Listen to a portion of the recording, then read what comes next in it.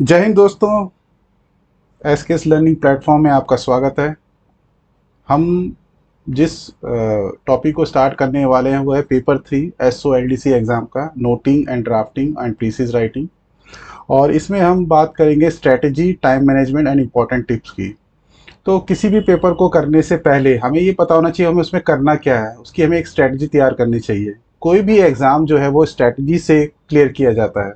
अगर आपकी स्ट्रेटजी नहीं है, सिर्फ आप पढ़ते जा रहे हैं और सिर्फ पढ़ते जा रहे हैं, आपका कोई टाइम मैनेजमेंट नहीं है, आप कुछ जो स्पेशल चीज़ें या बेसिक चीज़ें हैं जिसको फॉलो करनी चाहिए आप फॉलो नहीं कर रहे हैं, तो आपके जो चांसेस हैं एग्ज़ाम को क्लियर करने के वो कम हो सकते हैं।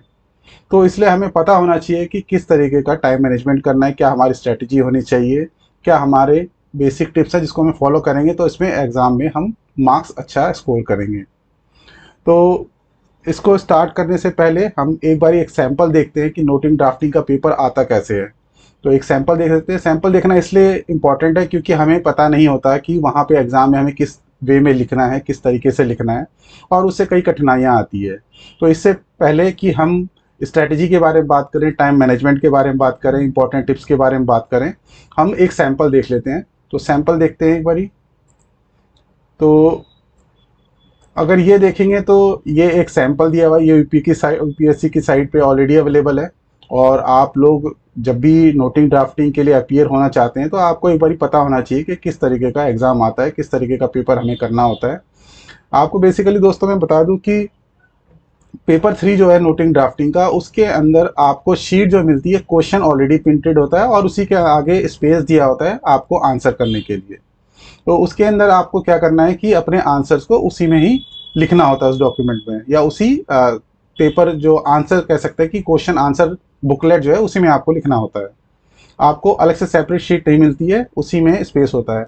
खासकर जो क्वेश्चन 1 प्रीसिज राइटिंग है, उनको आपको हर एक वर्ड को बॉक्सेस में लिखना होता है ताकि उसकी काउंटिंग हो सके।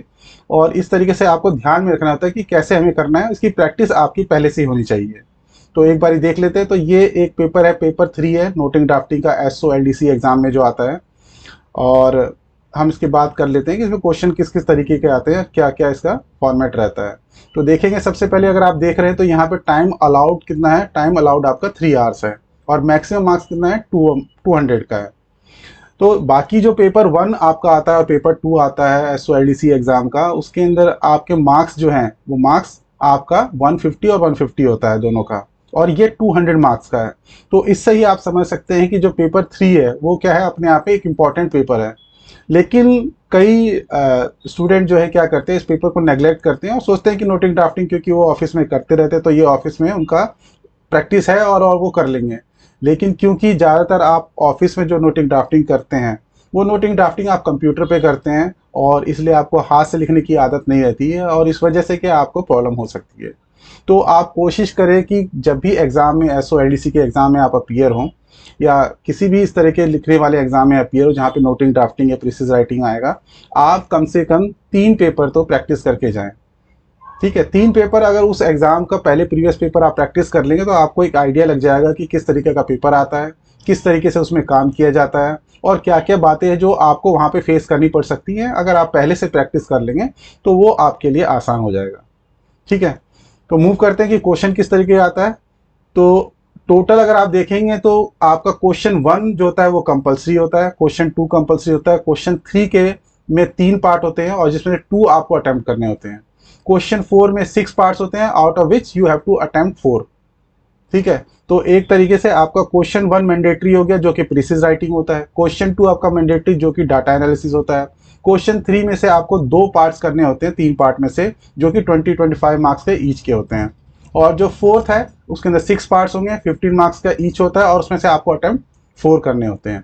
आपका जो मीडियम है वो इंग्लिश और हिंदी दोनों में से एक कोई सा भी हो सकता है, लेकिन आप मिक्स नहीं कर सकते, या तो इंग्लिश ही चूज करेंगे या हिंदी ही चूज करेंगे। ये आपका पहला क्वेश्चन है। जो पहला क्वेश्चन है वो कहता है, please make a precious of the following passage in about 1/3 of its length and suggest a suitable title for it. तो ये 50 मार्क्स का क्वेश्चन होता है। 50 मार्क्स के क्वेश्चन में आपको क्या, एक पैराग्राफ दिया होता है, एक पैसेज दिया होता है जिसको आपको पढ़ना होता है और पढ़ के उसे अपने शब्दों में 1/3 लेंथ में उसको करना होता है। यानी कहने का मतलब कि अगर कोई पैसेज जो आपको दिया हुआ है वो 1200 वर्ड का है, तो आप उसका 1/3 यानी 400 वर्ड्स के अराउंड उसको कंप्लीट करेंगे, एक सुटेबल टाइटल देंगे। और देखेंगे तो ये क्वेश्चन 1 है वो आपका 50 मार्क्स का है। 50 मार्क्स का इस पेपर के अंदर और कोई क्वेश्चन नहीं है। फर्स्ट क्वेश्चन आपका 50 मार्क्स का होता है, सेकंड क्वेश्चन आपका 40 मार्क्स होता है। इससे क्लियरली पता चल रहा है कि ये एक बहुत इंपॉर्टेंट क्वेश्चन है, जिससे आपका इस पेपर में जो भी आप स्कोर करेंगे उस पर इम्पैक्ट पड़ने वाला है। अगर ये क्वेश्चन आप बहुत अच्छी तरीके से करते हैं, क्वेश्चन फर्स्ट और क्वेश्चन सेकंड अगर आप बहुत अच्छी तरीके से करते हैं, तो आपके चांसेस है कि आप इस पेपर में अच्छा स्कोर करेंगे। और इसीलिए क्वेश्चन 1 और क्वेश्चन 2 इस पे आपको फोकस करने की और प्रैक्टिस करने की भी ज़्यादा ज़रूरत है। ठीक है, तो ये 50 मार्क्स का क्वेश्चन है। बाकी इसमें टाइम मैनेजमेंट किस तरीके से होगा इसके बारे में हम चर्चा अभी इसके बाद करेंगे। सेकंड क्वेश्चन देख लेते हैं। तो सेकंड क्वेश्चन अगर आप देखेंगे तो यहाँ पे जो क्वेश्चन ये आया हुआ है आपका इंग्लिश और हिंदी दोनों में ही लिखा होता है, और ये लगभग 1000 शब्दों का है। और इंग्लिश में जो लिखा हुआ है ये यहाँ पे ये दिया हुआ है पैराग्राफ।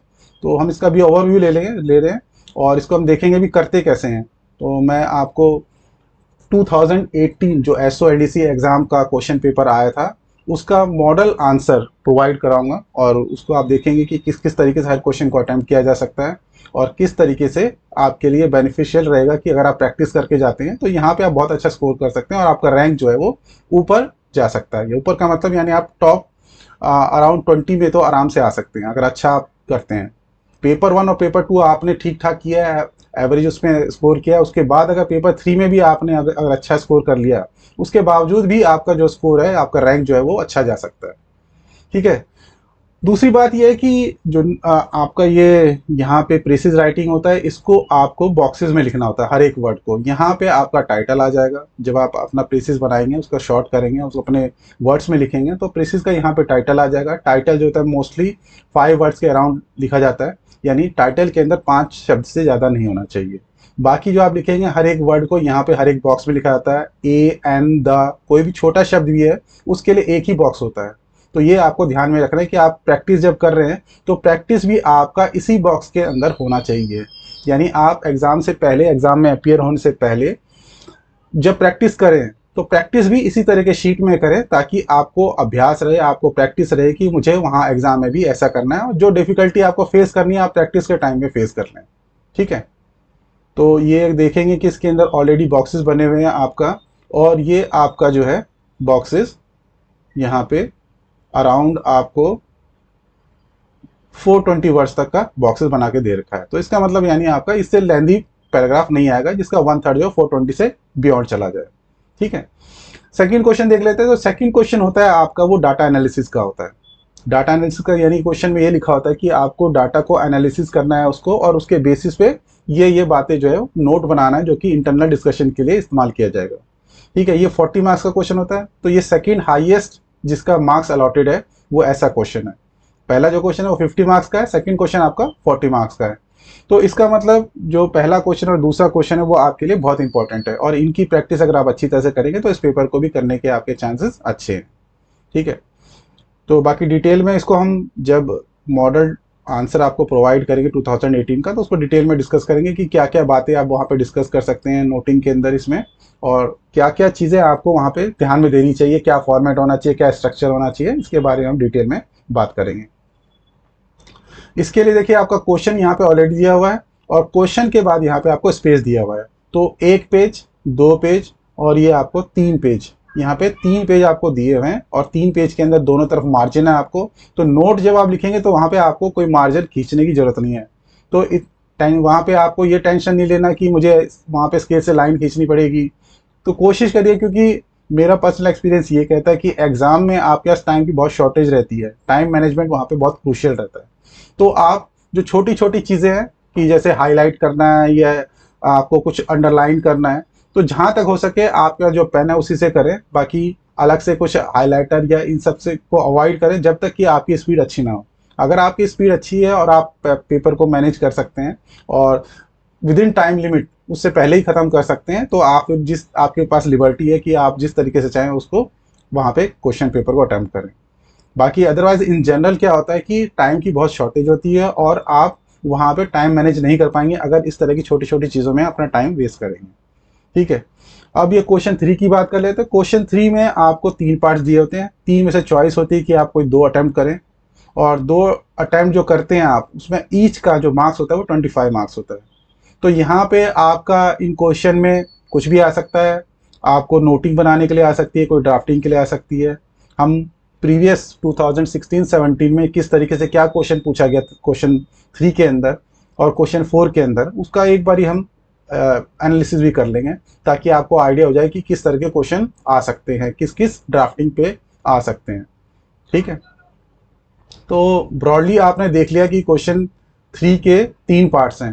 ठीक है, ये 3B है, 25 मार्क्स का है, और क्वेश्चन 3C है, यहाँ पे 3C आएगा, ये भी 25 मार्क्स का है। तो आपके 3 में से 2 क्वेश्चन आपने अटेम्प्ट करना है। उसके बाद आपका क्वेश्चन 4 आता है, इसमें 6 पार्ट्स दिए होंगे आपको और 4 अटेम्प्ट करने हैं, और ये कितना मार्क्स का है, आपका 15 मार्क्स ईच का है। तो जिस हिसाब से मार्क्स अलॉटेड है उस तरीके से आपको टाइम भी मैनेज करना पड़ेगा। टाइम मैनेज क्यों करना पड़ेगा?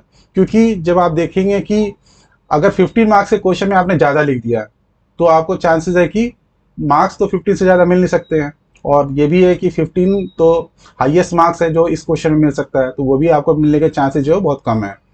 तो अगर आपने क्वेश्चन की लिमिट से ज़्यादा लिखेंगे तो उससे कोई फ़ायदा नहीं होने वाला, जबकि बड़े क्वेश्चन में आपका फिर क्या होगा, मिसमैनेजमेंट हो जाएगा और वो छूट जाएगा। तो इसलिए कोशिश करनी है कोई भी क्वेश्चन जो है वो उसके टाइम के हिसाब से, उसके जो आपने अलॉट किया है उसको मार्क्स के अकॉर्डिंग उसके हिसाब से करें। और टाइम कैसे अलॉट करना है? मार्क्स के हिसाब से अलॉट करना है। तो आप देखेंगे टोटल टाइम कितना है और उसके लिए टोटल मार्क्स कितना है, उसके अकॉर्डिंग एक मार्क को हमें कितना देना है, यानी एक मार्क कितने वेटेज रखता है, और इसीलिए 15 मार्क्स कितने हैं, इसके लिए कितना टाइम अलॉट करना पड़ेगा, ये भी हमें देखना पड़ेगा। ठीक है, तो ये भी हम देखेंगे। तो इस तरीके से आपने देखा कि ओवरव्यू एक हमने ले लिया कि किस तरह की शीट होती है, उसमें कैसे लिखना होता है। ये इस तरीके से आपको ध्यान में रख के इसमें प्रैक्टिस करके आपको एग्जाम में करना होता है।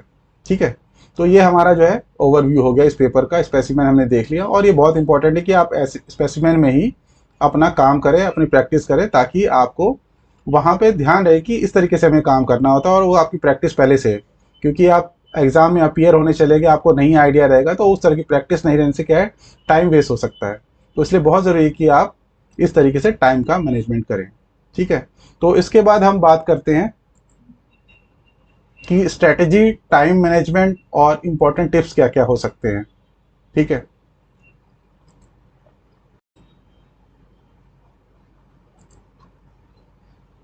तो हम बात करेंगे स्ट्रेटजी, टाइम मैनेजमेंट और इम्पोर्टेंट टिप्स की।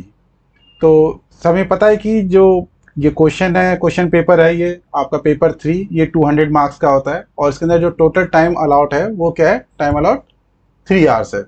तो 3 आवर्स का मतलब 180 मिनट्स। तो पहले हम ये देख लेते हैं कि अगर हमारे पास फर्स्ट क्वेश्चन 50 मार्क्स का है, सेकंड क्वेश्चन 40 मार्क्स का है, और थर्ड क्वेश्चन जो है जो थर्ड क्वेश्चन है वो 25 मार्क्स ईच होता है। 2 को आपको अपीयर कर 2 आपको उसके अंदर से ऑप्शन लेना होता है, और क्वेश्चन थर्ड जो फोर्थ है, फोर्थ में से आपको कोई 6 पार्ट में से 4 को सेलेक्ट करना होता है, जो कि 15 मार्क्स ईच का होता है। तो कितना कितना टाइम हमें उन्हें देना है। तो अगर हम देखें 200 मार्क्स के लिए अगर आपको 180 मिनट्स है, तो इसका मतलब यह है कि एक मार्क्स के लिए 200 डिवाइडेड बाय 180 यानी 0.9 मिनट्स आपके पास है। ठीक है, इसके अकॉर्डिंग यानी हमें यह पता चलता है कि जो प्रीसिज राइटिंग है फर्स्ट क्वेश्चन जो कि 50 मार्क्स का आता है, तो 9 5 जा 45, तो ये 45 मिनट्स में आपको इसको कंप्लीट करना पड़ेगा। जो डाटा एनालिसिस क्वेश्चन है वो 40 मार्क्स का आता है, तो वो 36 मिनट्स है, जो आइडियली इतने मिनट में आपका वो क्वेश्चन कंप्लीट हो जाना चाहिए। क्वेश्चन थर्ड है, उसमें से आपको 2 पार्ट सेलेक्ट करने हैं, और जो क्वेश्चन आपका ABC है, इसमें से कोई नोटिंग भी पूछ सकते हैं, ड्राफ्टिंग भी पूछ सकते हैं। नोटिंग ड्राफ्टिंग में से किसी में से भी कोई क्वेश्चन आ सकता है, और ये 25 मार्क्स ईच का है। तो 2 पार्ट के लिए करने के लिए आपको 22 मिनट्स ईच, यानी टोटल 44 मिनट्स चाहिए। ठीक है, इसी तरीके से जो 15 मार्क्स का क्वेश्चन आपका फोर्थ में आएगा, यानी जो 4 पार्ट आपको सेलेक्ट करने हैं, 6 में से किसी 6 में से 4 पार्ट को सेलेक्ट करना है, तो 15 मार्क्स के क्वेश्चन के लिए हर एक पार्ट के लिए आपके 13 मिनट्स हैं। तो इस तरीके से टोटल यानी 45 मिनट्स, 36 मिनट्स, 44 मिनट्स और ये 52 मिनट्स, अगर इन सबको आप टोटल करेंगे तो टोटल 177 मिनट्स हो गया। तो 3 मिनट आपके पास एक्स्ट्रा है जो है 180 टोटल मिनट यानी 3 घंटे के में। तो इस तरह से टाइम मैनेज करके आप जो है अपने क्वेश्चन पेपर को कर सकते हैं। ऑब्वियसली अगर आप किसी एक पेपर के एक क्वेश्चन के अंदर टाइम ज़्यादा बढ़ा देते हैं तो आपका जो है दूसरे क्वेश्चन के अंदर टाइम आपका कम हो जाएगा। यहाँ पे एक चीज़ और भी ध्यान देने की कि प्रीसिज राइटिंग कुछ लोग सोचते हैं कि इसको हम एंड में करें। जब आप एंड में पहुँचते हैं, जनरली क्या होता है कि सब लोगों की स्पीड कम होती है। स्पीड कम होने की वजह से क्या होता है, जब आप एंड में पहुँचते हैं तो आप पहले से ही इतने घबराए होते हैं कि आप सोचते हैं कि मेरा क्वेश्चन पेपर ना छूट जाए, और लास्ट मोमेंट पे 50 मार्क्स का क्वेश्चन अटेम्प्ट करना ये बहुत ही रिस्की है मेरे हिसाब से। तो आप प्रीसिज राइटिंग और डाटा एनालिसिस की इतनी प्रैक्टिस करके जाएं जिससे आप इसको कंफर्टेबल हो कि आप पहले इसको अटेम्प्ट करें दोनों क्वेश्चंस को। अगर ये मान के चलिए कि अगर आपने पहले ये दो क्वेश्चन 45 मिनट 36 मिनट्स के अंदर आपने कवर कर लिए, ठीक है, तो आपका पेपर अच्छा तो होना ही होना है, क्योंकि इसके अंदर जो है आप टाइम आराम से मैनेज कर पाएंगे। सबसे ज़्यादा इंपॉर्टेंट टाइम मैनेजमेंट है वो आपका प्रीसिज राइटिंग और डाटा एनालिसिस के अंदर है, ठीक है। तो इन क्वेश्चंस पे आपको ज़्यादा फोकस करना है। बाकी नोटिंग ड्राफ्टिंग पे भी आपको प्रैक्टिस करनी है, लेकिन ये क्या है, टाइम मैनेजमेंट यहाँ पे इतना मुश्किल नहीं है जितना टाइम मैनेजमेंट यहाँ पे मुश्किल है। तो एक बार हम एनालिसिस कर लेते हैं कि 2018 में किस किस पेपर में क्या क्या क्वेश्चन पूछा गया था और क्या क्या उसके अंदर नोटिंग था या ड्राफ्टिंग था, वो भी देख लेते हैं। आपका क्वेश्चन 1 तो फिक्स है कि उसके अंदर प्रीसिज राइटिंग ही आएगा। क्वेश्चन 2 आपका डाटा एनालिसिस आएगा, ये भी फिक्स है। क्वेश्चन 3A जो है आपका डीओ लेटर पूछा गया था 2018 के SOLDC एग्जाम की हम बात कर रहे हैं कि वहां पे किस पार्ट में क्या क्या पूछा गया था। तो क्वेश्चन 3 में डीओ लेटर पूछा गया था। हाँ, एक चीज और भी आपको ध्यान में देना है कि क्वेश्चन में लिखा होता है कि डीओ लेटर बनाइए, क्वेश्चन में लिखा होता है कि लेटर बनाइए। तो जब तक वहां पे जो इंस्ट्रक्शन दी गई वो क्लियर है तब तक आपको उससे डिवेट नहीं होना है। अगर इंस्ट्रक्शन क्लियर नहीं है तभी आप उसके अंदर अपना इंटरप्रिटेशन करके क्या कम्युनिकेशन बन सकता है, आइडियली आप क्या बनाते वो आप बना सकते हैं। लेकिन जब इंस्ट्रक्शन क्लियरली लिखा है कि डीओ लेटर बनाना है या लेटर बनाना है या ओएम बनाना है तो आप उससे डिवेट नहीं करेंगे। तो ये अब बात आपको ध्यान में रखना है, क्योंकि काफ़ी लोग कन्फ्यूजन होती है कि इसमें क्या बनाया जाए, जो भी क्वेश्चन पूछा है उसमें क्या कम्युनिकेशन बनेगा। आप ऑफिस में डीओ लेटर बनाते हैं लेकिन क्वेश्चन में लिखा है कि लेटर बनाना है, तो आपको प्रॉब्लम, आप ये सोचते हैं कि हम ऑफिस में क्योंकि डीओ लेटर भेजते हैं हमेशा तो हमें डीओ लेटर ही बनाना चाहिए, जबकि ये ऐसा नहीं है। इंस्ट्रक्शन अगर क्लियर है क्वेश्चन पेपर के अंदर कि लेटर ही बनाना है तो आपको लेटर ही बनाना है, डीओ लेटर नहीं बनाना है, ठीक है। कई कम्युनिकेशन के फॉर्म हम ऑफिस में जनरली नहीं करते हैं या हम गलत तरीके से भी करते हैं कई लोग। तो उसमें प्रॉब्लम यह है कि अगर आप गलत तरीके से करते आए हैं, क्वेश्चन पेपर में भी उसी तरीके से करेंगे तो आपके चांसेस है कि मार्क्स कट जाएंगे। तो इसलिए इंस्ट्रक्शन को क्लियरली पढ़ें और इंस्ट्रक्शन के हिसाब से ही काम करें। तो आपका क्वेश्चन 3 के अंदर पार्ट ए के अंदर पूछा था डीओ लेटर बनाने के लिए, बी में पूछा था कि लेटर बनाइए, और सी में बताया था कि ओएम बनाइए, ठीक है। क्वेश्चन 4 में देखें तो आईडी नोट बोला था, 15 मार्क्स का था, ये भी, ये सारे 15 मार्क्स के हैं। Letter, DO letter, order, show cause, notice, note for PIB. तो बेसिकली डिफरेंस क्या होगा, अगर यहाँ पे भी मान लो डीओ लेटर बनाने के लिए कह रहे हैं, यहाँ पे भी डीओ लेटर बनाने के लिए कहा गया है। बात यह है कि आपको यहाँ पे 25 मार्क्स का, यहाँ पे 15 मार्क्स का है, तो आप मार्क्स के अकॉर्डिंग उसके अंदर कंटेंट डालेंगे। 15 मार्क्स में आप कोशिश करेंगे टू द पॉइंट ब्रीफ बनाएं, 25 मार्क्स में उससे थोड़ा ज़्यादा स्कोप रहता है कि उसके अंदर एक पैराग्राफ आप एक्स्ट्रा लिख सकते हैं, ठीक है। तो ये दोनों में डिफरेंस है। एक इसी के साथ हम 2016-17 में क्या क्या क्वेश्चन पूछे गए थे उसका भी एक बार देख लेते हैं। तो क्वेश्चन 1 था आपका प्रीसिज राइटिंग का, क्वेश्चन 2 आपका डाटा एनालिसिस का, जैसे कि जनरली होता ही है। यहाँ पे आपका इस क्वेश्चन पेपर के अंदर क्वेश्चन 3A, B, C तीनों ही नोटिंग के पार्ट थे, यानी तीनों में ही नोट बनाने के लिए बोला गया था, ठीक है। तो ये कोई फिक्स पैटर्न नहीं रहता कि 3 के अंदर यहाँ पे ड्राफ्टिंग ही आएगा, नोटिंग ड्राफ्टिंग में से कुछ भी आ सकता है। तो नोट बनाने के लिए भी कह सकते हैं, ड्राफ्ट बनाने के लिए भी कह सकते हैं आपको, लेकिन जनरली क्या एक मिक्स रहता है और बैलेंस रहता है, और नोटिंग भी पूछी जाती है और डीओ भी पूछा जाता है, ड्राफ्ट भी पूछा जाता है। तो जैसे क्वेश्चन 4A में देखेंगे डीओ लेटर आया हुआ है, आईडी नोट आया हुआ है, ये भी डीओ था, और नोटिस फॉर शो कॉज ये आपका ये भी पूछा गया है। तो 2018 के अंदर भी शो कॉज नोटिस के बारे में बात है, और 2016-17 के में भी आपका शो कॉज नोटिस पूछा गया। तो ये एक इंपॉर्टेंट क्वेश्चन है जिसको आपको कर लेना चाहिए। बाकी डीओ लेटर, आईडी नोट, ये सब आप क्योंकि फैमिलियर होंगे अपने ऑफिस में काम करने से, तो ये सब चीज़ें हो सकती है कि आप जल्दी प्रैक्टिस कर लें और जल्दी आसानी से इसको कर पाएँ, ठीक है। और क्वेश्चन 4 में लेटर पूछा गया था और इसमें ओएम और आईडी नोट पूछा गया था। तो ये आपका एक तरीके से एनालिसिस है 2 साल के पेपर का, 16, 17 और 18 का, कि इसमें किस किस तरह के क्वेश्चन आए थे, क्या क्या आया था। और इससे आपको एक आइडिया लग जाएगा कि क्या क्या चीज़ों पे आपको फोकस करना है, क्योंकि ये बहुत ज़रूरी, जैसा कि मैंने पहले भी बोला था कि ये बहुत ज़रूरी कि आप अपनी स्ट्रेटेजी बनाएं कि किस तरीके से पेपर अटैम्प्ट करना होता है, क्या मार्क्स होता है, कितना टाइम के हिसाब से आपको मैनेज करना है, कितना आपको लिखना है, ये सब चीज़ें बहुत इंपॉर्टेंट होती हैं। ठीक है, इसके बाद एक चीज़ और देख लेते हैं, ये एनालिसिस है कि मार्क्स लोगों ने कैसे कैसे, जो टॉप रैंकर्स थे उन्होंने अपना स्कोर किया 2018 के एग्ज़ाम में। अभी रिसेंटली आपका जो है लिस्ट आई है जिसके अंदर मार्क्स बताया गया है कि कितने कितने मार्क्स हैं, यूपीएससी की साइट पे अवेलेबल है। तो इसमें देखेंगे कि जो टॉप रैंकर्स हैं उन सबके मार्क्स नोटिंग ड्राफ्टिंग में अच्छे हैं, और अगर किसी का मार्क्स नोटिंग ड्राफ्टिंग में कम हो गया है तो उससे उसकी रैंक में बहुत इम्पैक्ट पड़ गया है। तो इसीलिए बहुत इंपॉर्टेंट है कि आप इस पेपर को नेग्लेक्ट ना करें, इसको भी उतना टाइम डिवोट करें जितना आप पेपर 2 या पेपर 1 को डिवोट कर रहे हैं। और क्योंकि इसका मार्क्स उन पेपर से ज़्यादा है, वो 150 मार्क्स ईच के होते हैं और ये 200 मार्क्स का है, तो इससे ये भी एक अलग से रिस्पॉन्सिबिलिटी आ जाती है कि आप इस पर ज़्यादा टाइम करें, फोकस करें, ज़्यादा टाइम स्पेंड करें और प्रैक्टिस भी अच्छी करें। ठीक है, तो इसी के साथ हम कुछ इंपॉर्टेंट बेसिक टिप्स क्या है उसके बारे में बात कर लेते हैं, जो छोटी छोटी बातें हैं जिसके बारे में आपको ध्यान देना चाहिए, जिससे आपका और कुछ नहीं तो 5-10 मार्क्स जो है वो एक्स्ट्रा आपको मिल सकते हैं। Maintain balance between all the 3 papers, जो पेपर 1, पेपर 2, पेपर 3 है SOLDC एग्जाम का, आपको उन तीनों में ही बैलेंस बना के रखना है। ऐसा नहीं कि आप सारा ही टाइम डिवोट कर दें पेपर 2 के अंदर, जिसके अंदर रूल्स पूछे जाते हैं। रूल्स भी पढ़ना उतना ही इंपॉर्टेंट है और उतना ही इंपॉर्टेंट जो है नोटिंग ड्राफ्टिंग करना भी है। तो पेपर 1, पेपर 2, पेपर 3 तीनों में आप इस तरह से टाइम डिवोट करें, जितना उसका मार्क्स है उसके अकॉर्डिंग डिवोट करें तो ज़्यादा बेटर रहेगा। 200 मार्क्स है तो आप उसके अंदर उसी हिसाब से टाइम उसको डिवोट करें। कई कैंडिडेट क्या करते हैं, कम टाइम देते हैं, जिसकी वजह से बाद में उनको प्रॉब्लम होती है, बाद में उनका रैंक डाउन चला जाता है या कई बार रिकमेंड भी नहीं हो पाते हैं। तो ये भी बहुत बड़ी प्रॉब्लम है अगर आपने इसको नेग्लेक्ट किया तो। Don't waste time in unnecessary things in the paper, जैसे कि मैंने पहले ही बताया आपको कि हाईलाइट करने में, बहुत ज़्यादा लेंदी आंसर लिखने में या अंडरलाइन करने में दूसरे पेन से, रेड पेन से, ब्लू पेन से, ब्लैक पेन से, इस तरह की चीज़ों में अपना टाइम वेस्ट ना करें।